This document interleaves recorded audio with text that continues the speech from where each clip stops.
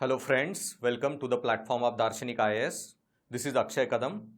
So guys, today on this platform of Darshanik IAS, I am going to discuss with you some tips related to ethics paper.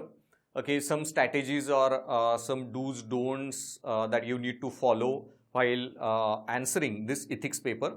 So I am going to give you just general guidelines that I think are important. Okay, that you should keep in mind while reading ethics paper, approaching ethics paper, okay, while studying ethics paper, and even while doing the answer writing for that. Okay, so guys, generally while writing answers to your ethics paper, most important point that you need to keep in mind that you need to have very well or very clear cut and conceptual understanding, guys, of your all paper content or your paper syllabus, because guys, ethics is very technical subject. Okay, whether entire paper, as you know, is divided into three parts, that is philosophy segment, psychology segment, your administrative ethics segment. So all these segments, guys, are very technical part or technical paper. This is not general open-ended naive psychology or naive understanding of philosophy that you can write, because for every words that are there in the syllabus, like integrity, probity, then values, virtues, ethics, attitudes, emotional intelligence, all these have, guys, very clear cut definition. They have clear cut understanding. Okay, what is difference between sympathy, empathy, compassion? What is difference between accountability and objectivity, integrity and probity, etc. Every word or every term has a clear cut definition. So while studying, guys, you need to focus on very well conceptual understanding of the paper. You need to have very in-depth understanding of the paper. All concepts should be very well.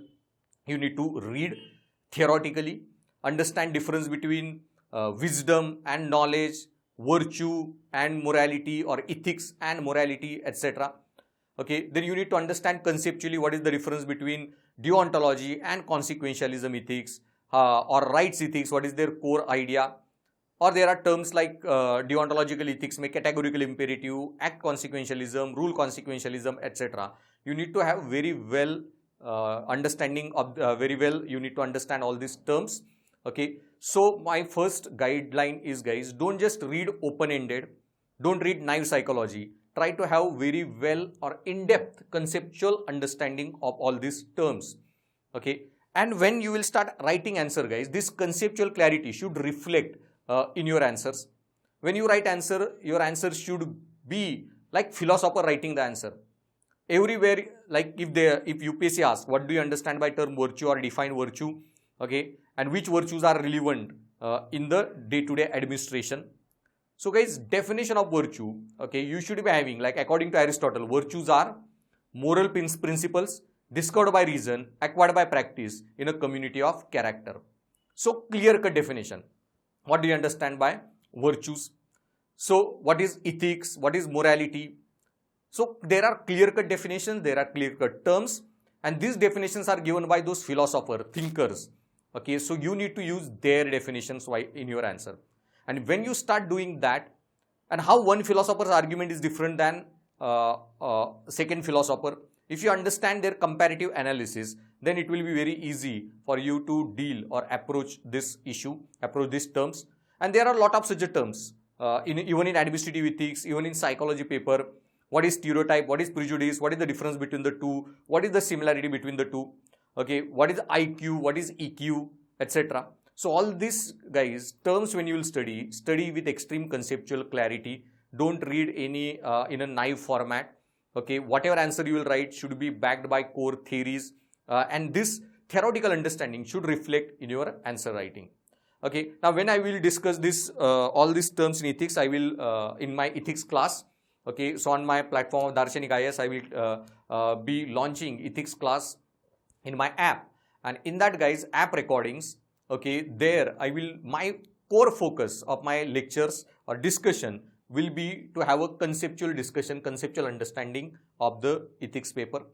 Now, guys, this conceptual understanding of this ethics paper, okay, or what we will discuss in classroom when you will get this clarity, is just, I say, 34%, 33% of your preparation. Okay, how much you well understood those, okay, that also is very important part. So just reading content is not ethics, will solve your ethics paper or will solve all your problems. But whatever conceptual clarity that you acquired, guys, you need, okay, to work on that, and you need to apply all these ideas, okay, to the day-to-day life, because half of your ethics paper is a case studies. So when half of your paper is case studies, guys, then you need to know how to solve those case studies, how to analyze those case studies, and how whatever you have studied in philosophy segment of the syllabus, in psychology segment of the syllabus, in administrative ethics segment of the syllabus, how to use that, which is very important. And that's why, guys, while answering ethics paper, second thing you need to keep in mind is a very thorough applied understanding of the syllabus, of the terms. So everything you will study in ethics paper, guys, any thinker or any term, you need to always think how it is applicable to the day-to-day administration. Okay, how it is applicable to my day-to-day life. Okay, when you will start doing that, how emotional intelligence will improve my, will be applicable in disaster management, how emotional intelligence will be applicable in policy making.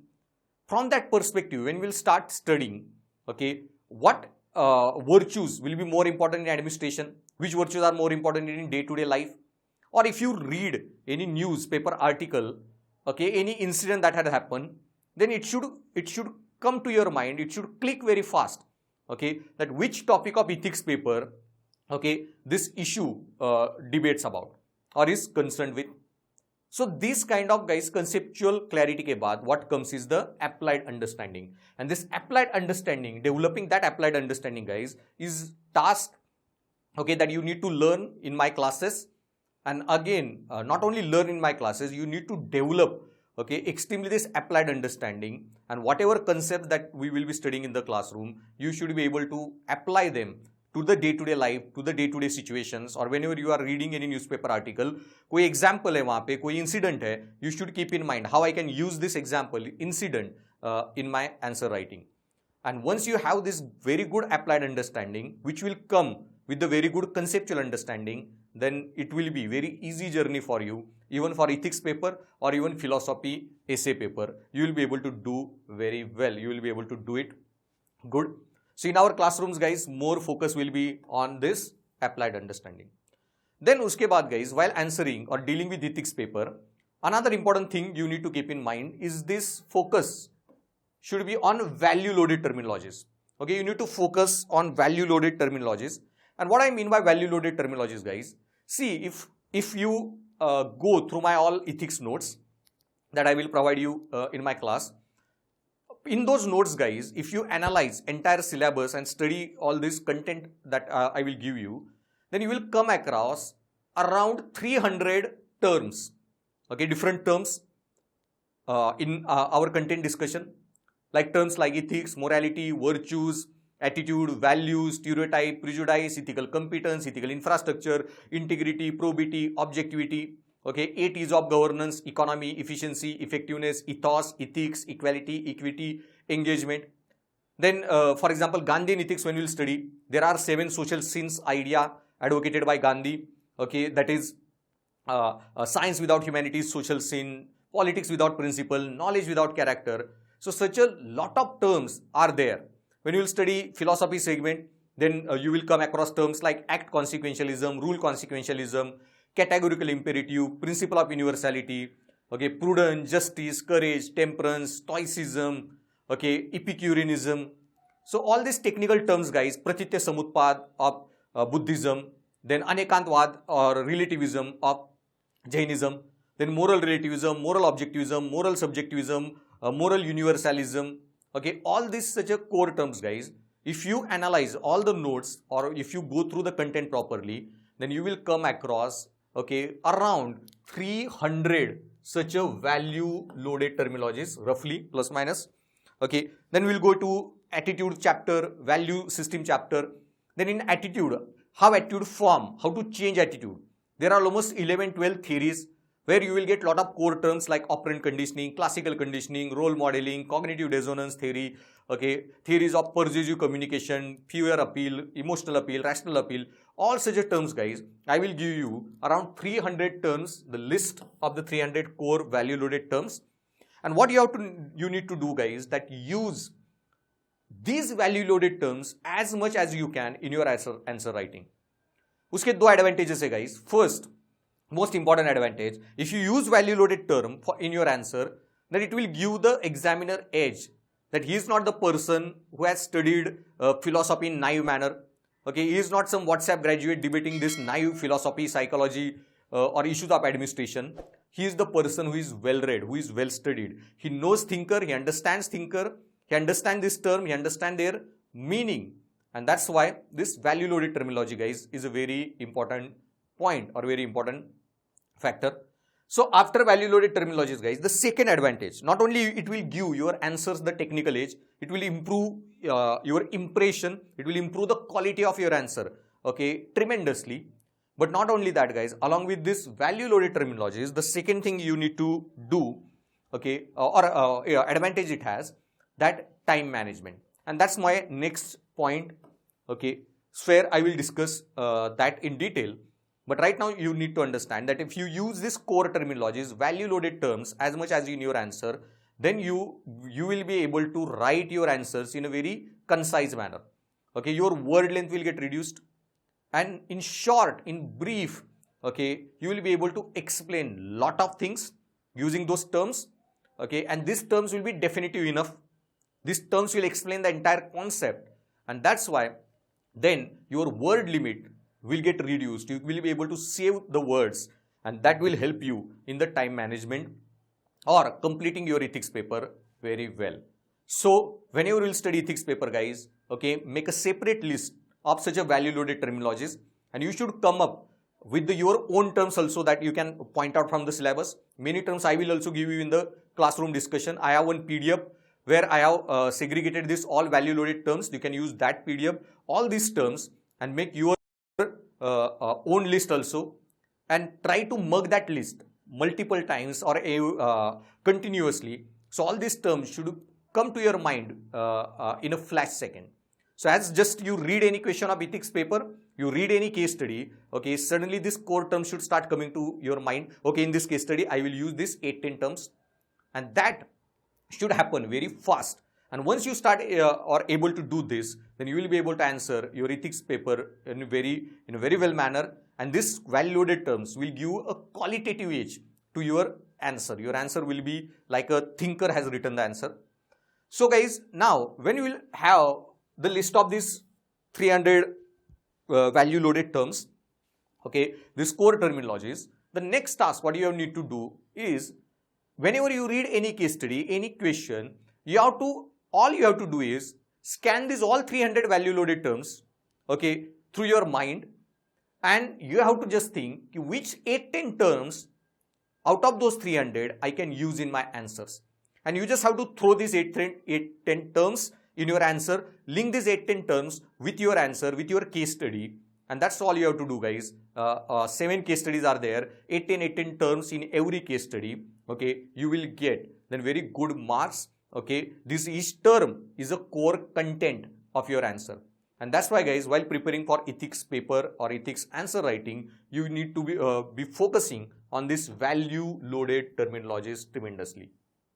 Okay, now guys, while doing this value loaded terminologies, while studying or developing this value loaded terminologies list, okay, you need to have or keep your focus on conceptual understanding as well as applied understanding. What that term exactly means and how it is applicable in day-to-day administration. Okay, so if you focus on these 3 parts, okay, value loaded terminology and their conceptual and applied understanding, okay, great deal of your task will be finished. Okay, it will be very easy for you to approach ethics paper. And this, guys, value loaded terminologies is not this is restricted to ethics paper. In every paper there are such a terms. Okay, so for example, in history paper, if UPSC asks you in history paper that how the British economic policies towards India changed, or write a short note on British economic policies towards India, you need to write your answer. Okay, you can explain your answer in your own words, but try to use these core terms. Okay, so British policies were backed by trade mercantilism, okay, yeah, or trade imperialism. Then it increased into आपका financial imperialism, etc. So these terms like financial imperialism, trade imperialism, etc., open trade policy, laissez-faire economic policies, all this kind of drain of wealth, okay, such a core terms, guys, you will get even in history, geography, polity, economics, and you have to use as much as these terms in your answer, where it doesn't matter which paper it is. And same way, you need to write such a terms even in your essay paper. Okay, so this 300 terms list that you will make for ethics paper will also help you, okay, in your philosophy essay paper. So in philosophy essay paper also, you have to use as much as terms as possible even in your essay. You need to introduce them forcibly. Rather, you need to plan and introduce those terms. So it will suddenly improve tremendously your answers quality of your answer. Then guys, next thing that you need to keep in mind very well is a time management. Now understand guys, if you count normal any GS 1, 2, 3 paper or optional papers, etc., you count the word limit that has been given and marks, then you will realize that roughly for 250 marks, you need to write around 2500 words for GS 1, 2, 3 or other papers. Now in essay paper guys, this time management is issue, because in essay paper, you need to write, okay, 1000 to 1200 word limit that UPSC gives. So you have to write 2000 to 2400 words. But there you don't have the 3 hours. You need to answer or write this 2500 words, okay, in 2 hours only. Because for every essay, half an hour, you will be preparing what you are going to write, the structure of the essay. So half hour you spend on making structure of the essay. The next 1 hour, you are going to write the essay. Then for the second essay also, half an hour you will focus on structuring, 1 hour on writing. So effectively, in 2 hours, you have to write 200 to 2400 words. While for GS 1, 2, 3 or optional papers, okay, you have 3 hours and you have to write 2500 words. So there guys, the essay paper become demanding. But same way guys, if you count for ethics paper, okay, whatever the limit, word limit they have given in case study and what are the marks are given for the case study, then you will realize roughly for ethics paper in 3 hours, you have to write between 3000 to 3400 words. Okay, so ethics paper, and if you want to satisfy entire word limit, then you need to write 3200 words on an average in 3 hours. So almost 700 extra words, and that is very demanding. And that's why in ethics paper guys, this time management is very, very important thing. Okay, you need to plan or do this time management, and that's why guys, okay, you need not fulfill entire word limit of the paper, or any case study expects you to write the answer in 300 words. You need not write in 300 words, but whatever answer you will write in 250 words also, okay, you should be able to communicate a lot of data to the students. And if you want to do that, communicate lot of data to the students examiner, then to communicate lot of data in short lines or short words, then as I told you, thing that you need to focus on is a value loaded terminology. How much value loaded terminologies you will use in your answer, that you need to focus on. So that will reduce your word limit and you will be able to communicate lot to the examiner. And secondly, as much answer you can possible, even write in pointers. Even in ethics paper, you can write in pointers. Okay, so there are some case studies where they will ask you what is the causal factors, features responsible. For example, UPSC has asked one case study on village to urban migration, and there were 6-7 questions. In that case study, what are the psychological reasons that make people migrate from rural to urban area? What are the socio-economic issues that people migrate from rural to urban area? Why educated youths are migrating? Why landless poor are migrating? Why farmers are migrating? And what are the effective strategies to deal with the problem? So this case study guys requires you to give the factors, reasons, okay, solutions. So in this case study, you need not write it in descriptive manner. You can directly write the pointers. So psychological factor responsible for migration are 4-5 factors. Okay, landless poor are migrating because 4-5 factors. Okay, educated youths are migrating because 4-5 factors. What you will do to deal with this issue? Then 10-15 factors. So there, don't be descriptive, but even one case study you can write in this manner, you will be able to reduce okay, your this content tremendously. You will be able to save a lot of words and time that you can use in other case studies. So even if you manage one case study or write one case study using pointers and save 5-10 minutes of your time, okay, that will be extremely added advantage. Use that time for other descriptive case studies to communicate your ideas well there.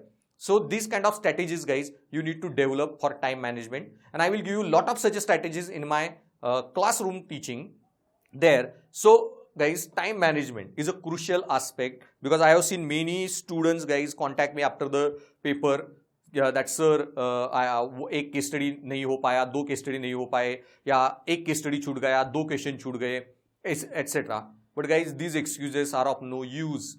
Okay, either you are got selected or you got call from interview panel, or you did not get the call for interview panel. That only thing that matters at the end of the day. And that's why, remember guys, you need to answer each and every question in each and every paper. And literally guys, those who are topper IAS, IPS, IRS ranks, guys, students, they solve each and every question. They don't even leave behind one question. Okay, my wife, she got selected in 2018 All India rank 190, Madhulika Kadam. So guys, she, in her answer writing paper, there are 1750 marks entire mains exam. 1 essay paper, 4 GS paper and 2 optional papers all combined. Now out of those 1750 marks mains exam, guys, she solved 1747.5 marks paper. Only one 2.5 marker, her optional was history, and that 2.5 marker question she couldn't answer. One map plotting question was there in history optional. Okay, one location that she has to plot on a map for 2.5 marks, that she could not.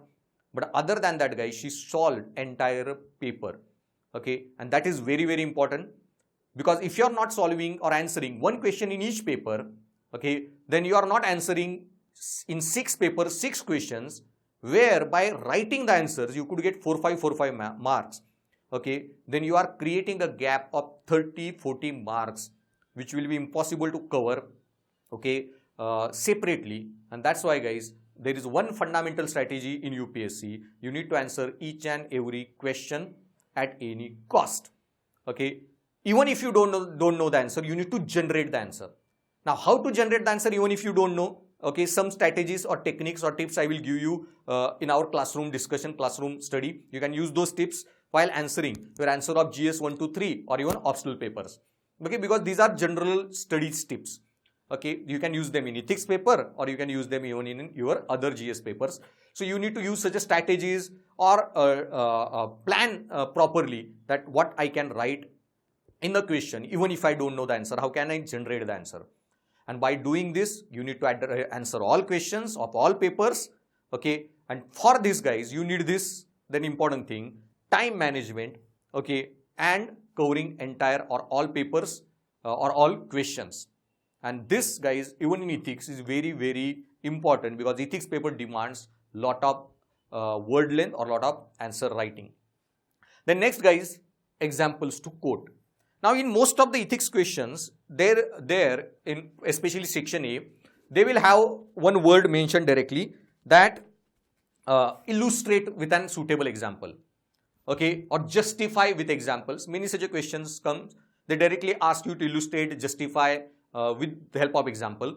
Or, guys, in your other papers, for example, your GS 1 to 3 papers also, they will ask you to quote the examples.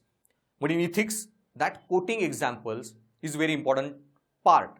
And that's why, guys, okay, one important strategy for writing ethics answers, or while preparing for ethics paper, is you should be able to, okay, quote as many examples as you could wherever asked in your answers. And so you, in class, guys, when we'll discuss this ethics classes, there I will give lot of examples of all the concepts. Okay, here the point I have already explained, applied understanding. Okay, so there I will give lot of examples in classroom discussion. But once you develop that knack for this examples, that how these examples are related with the concept, how I can use this example in my answer writing, then after that guys, whenever you are reading any newspaper article, when you are reading any current affair, when you are watching any news, or even just you are walking on a street and some incident happens, you should be able to link it with your ethics theories, and it should click to your mind that how I can use this example in my answer writing, how can I use this in my essay writing, etc. So that knack guys you have to develop, and in essay paper it helps you tremendously. Okay, that whatever you are studying, how can I use that? Okay, or any incident that happened, any examples that you come across, okay, how I can use them in my answer writing, how can I plan and use them in answer writing. This is very important task, and you need to develop the knack for that thing. Okay, so remember guys, okay, you need to come up with the list of lot of examples that you can plan and quote or write in your answers. Then guys, last 2-3 points about ethics strategy that I wanted to discuss with you, okay, is that understanding the suffixes used in the questions. अब ये भी guys मेरे YouTube channel पे I have recorded some videos, okay, दार्शनिक IAS YouTube channel. There you can check my other videos where I have taken separate lecture that what are the different suffixes UPSC uses in the answer writing, and I have guys list of almost 45-50 suffixes that I have came across in last 10-12 years of UPSC papers, and I have grouped those 45-50 suffixes in 10-12 categories, and there are then these 10-12 categories of question that I have classified all these suffixes into. For example, questions that ask you to justify, illustrate, etc. Questions which expect you to write factor, feature, characteristic, etc. Okay, so all these different suffixes guys expect different answer from you. These questions, 11-12 categories of question guys, expect totally different answers, and that's why while whether ethics paper or any other GS paper, okay, your core focus guys should be understanding these suffixes used in the question paper. Okay, so where your question demands critically analyze, highlight, illustrate, justify, explain, elucidate, evaluate, okay, you need to understand or have very clear-cut understanding of these all terms, okay, and these terms will also be used by UPSC in case study questions. Okay, in, under case study there will be 4-5 questions, and in front of those questions they will ask you illustrate, highlight, explain with suitable example, okay, elucidate, then suggest mechanisms, solutions, etc. Okay, so any such a question or highlight factor, feature, characteristics, all these categories guys, there are many such a suffixes. Okay, so you need to understand this suffix properly, and from that understanding you need to understand the demand of the question. Okay, what your question demands, what answer you need to focus on or you need to write. Okay, so in any question, whether ethics paper or any other general studies paper guys, one major problem that students face is that they write what they know, but guys don't write what you know, write what has been asked. Okay, you need to write what has been asked, not what you know. And for that guys, okay, to write what is asked, you need to understand these suffixes used in question, and this understanding guys, okay, will help you tremendously in all your papers, and even especially in ethics paper. And I have separate lectures recorded for that. You can take help of those lectures and go through those lectures to get the comprehensive understanding of these suffixes also. And when we'll discuss our ethics class on our app, okay, there I will discuss with you a lot of question answer writing. Okay, I will give you model question that you need to write answer on, and then I will give my answers. There I will explain you that what this suffix in the question was and what it expects from your answer, what should be your ideal answer considering that suffix, and what you have written. Then you need to cross check and validate. So guys, understanding suffixes is the major or important strategy of the ethics paper. And then last point guys, okay, one time reading of the case study. Now guys, while writing case study answers or any ethics paper answer, okay, I already told you that time limit is a very crucial aspect. In 3 hours you have to write 3000 plus words. This is very, very demanding guys. Okay, you need to do a lot of practice, answer writing you need to do. And so guys, while writing those answers, okay, that's why case studies is the major problem or major roadblock, because case studies are extremely lengthy. Okay, and that's why guys, there are 7 case studies, and if you need to read the case study twice, then that is very, very damaging. Okay, so that's why guys, you need to be extremely calm, composed, equipoised, sthita prajna person. And when you go to the case study and when you are reading case study guys, you need to read that case study with extreme calmness. And while reading case study, you need to read it only once. And while that reading, okay, first reading, and that should be the all. And in that one reading guys, you need to able to highlight important points, underline the points then and there, okay, and read and comprehend the case study. And as you are reading case studies, each and every statement, okay, you should be able to link the ethics concept or ethics ideas that I will write in this question or in this case study, or this issue is there, and I should explore these dimensions, etc. Okay, so guys, you have to develop this knack also to read the case study once and then read the questions. Now, after case study, there will be 4 or 5 questions. Questions you can read repetitively, but reading the case study double is not possible. So, in one reading, you need to have a proper in-depth understanding of case study. In that one reading, you should read between the lines, note each and every point. Okay, if there is some significant point, underline it, highlight it, circle it, and only review that while writing the answers. But if you need to read each and every case study twice, then you won't be able to finish the paper. That's why, okay, one-time reading of case study is very, very important. Okay, so with this guys, you will be able to deal with the paper. So these are the basic guidelines. There are many, many more strategies and guidelines that I will give you in my classroom teaching. And on case study, I will upload one more lecture that you can check. So I will upload the lecture on how to format the case studies answer, how to structure case studies answer, and how to write multi-dimensional answers in case study. I will take a separate lecture on that also. And I will also take a lecture on some model case studies that you can use or write answers or to show how to write the model answer of the case studies. Okay, so 2 lectures I will take on that aspects also, so you will get better understanding. And in your classroom discussion guys, obviously I am going to discuss with you 20-25 case studies. There you will get lot of proper understanding, how to write case study answer, how to be multidimensional in your answer, etc. Okay, so stay tuned for those lectures also guys. So thanks for listening, and do stay tuned with my YouTube channel Darshanik IAS by Kadam sir, and also join me on my Telegram channel UPSC Ethics CS4. Okay, and also download my app Darshanik IAS by Kadam sir from Google Play or App Store.